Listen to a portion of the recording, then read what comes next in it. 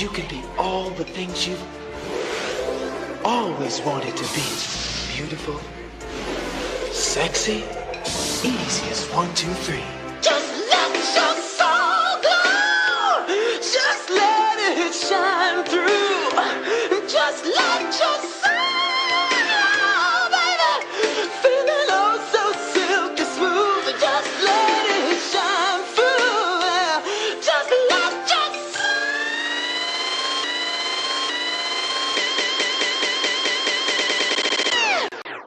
According to Rolling Stone magazine, comedian Eddie Murphy will, after a long wait, will be bringing back all of the beloved characters from the 1988 hit movie Coming to America in a long, desired, and anticipated sequel. Over 30 years after Eddie Murphy starred as Prince Akeem in Coming to America, the actor will reprise the role in a sequel penned by Blackish creator Kenya Barris. Plans for a sequel to the classic 1988 comedy were first announced in 2017 with director Jonathan Levine and Coming to America's original screenwriters on board. However, Entertainment Weekly reported Friday that Hustle and Flow director Craig Brewer, who helmed the upcoming Murphy starring Rudy Ray Moore biopic Dolomite Is My Name, would guide Paramount's Coming to America sequel, with Barris rewriting the script.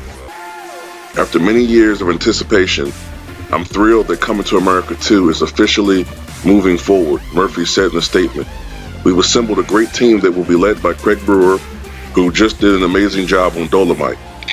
And I'm looking forward to bringing all these classic and beloved characters back to the big screen. According to EW, Entertainment Weekly, the sequel will revolve around Murphy's Prince Akeem returning to America to seek out his long-lost son, the heir to the throne of the African nation, Zamunda. I just hope, it's been so long since we've seen the first movie. I just hope, and it's a classic. That movie's almost seen as like his zenith, like Tyson when he knocked out Spinks. That was his top moment, and everything was kind of just downhill. And it's such a classic movie, and I just hope that the sequel at least lives up to the first movie. And it's been so many movies that have classic comedies that have stayed in our consciousness for so long, and we waited and hoped that there'd be a sequel, and oftentimes the sequels let us down. One movie that immediately comes to mind is Dumb and Dumber. The sequel wasn't horrible, but it didn't live up to the expectations of the original movie. And I just hope that this movie isn't a rehash of everything from the 1980s. Times have changed, tastes have changed, and then sometimes you have to go in a different direction. Home Alone, the first Home Alone was great. The second Home Alone was profitable.